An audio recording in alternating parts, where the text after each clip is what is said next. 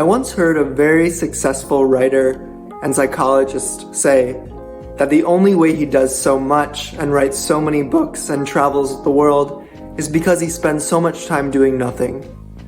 If you're someone who's go, go, go and loves to get shit done, I encourage you to try this exercise and listen carefully to this video because I have something to share with you. When you're engaged in more activities than your body can handle, your arms are having all these extraneous movements without the support of your core.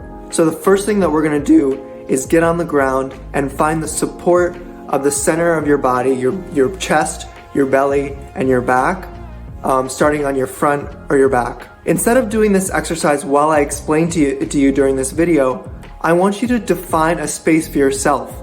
Create a container outside of my support where you set up your own self-care.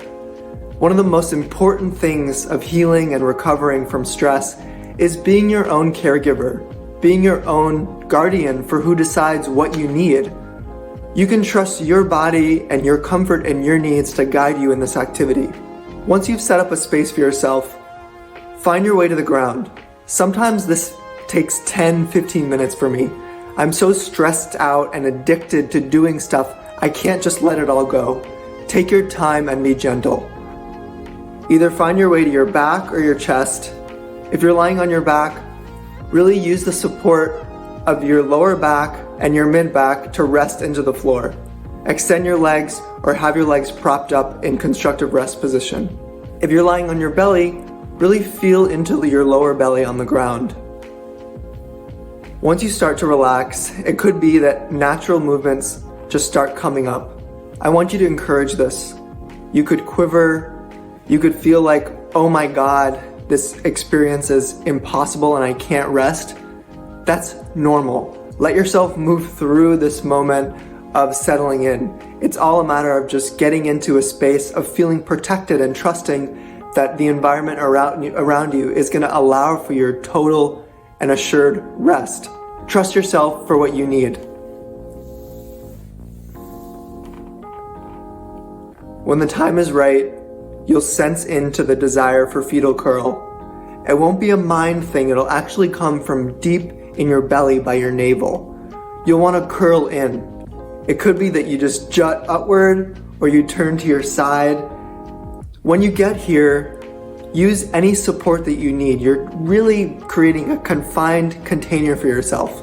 A lot of times it might feel really good to have pressure on your shins or your bottom or behind your back. This is all a part of a primal movement pattern. Really, it's the way that we're born when we're in the womb. We curl inward. This is our training ground to return to the protection that we need for the rest of our lives. When we've had an experience of fear or scarcity, we need to return to the comforting, nourishing, essential movement of fetal curl. Naturally, over time, your fetal curl will contrast with an extension movement. You might want to turn over onto your belly and push upward and really feel the contact of your palms on the ground and the excitement of coming into the world. This is similar to being born after you've been in gestation for 9 months. The process of restoration takes time. It could be that the first time that you try this activity, you just want to stay in fetal curl for a long time with a lot of pillows and blankets to support you. Or it could be that you feel ready after a couple minutes to burst out of it. Trust what you need and follow your own guidance because you are your best guide during this activity. Allow your relationship to this rest to unfold naturally. And you can do this by just trusting your comfort and pleasure. After you've spent some time experimenting with this inward fetal curl, open up your awareness to the rest of your body. How do your extremities, your wrists, your fingers, your head and neck, your feet and toes want to respond to this fire that's slowly being stoked in the center of your tummy? It could be that it starts to want to bring you and extend you outward. Trust that natural process. It is organic, and that means it takes time.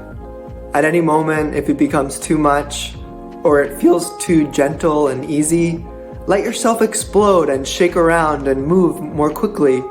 or tone it down and just go back to your tummy on the floor. When you've had enough, begin to think about how you want to transition out of this exercise. It could be that you just want to walk around the room. It could be that you want to do a drawing. Or you could also use the prompt that I have for you here, which is, I return to, and you'll fill in the blank. Developing this ability to guide yourself takes patience, and I acknowledge you for that.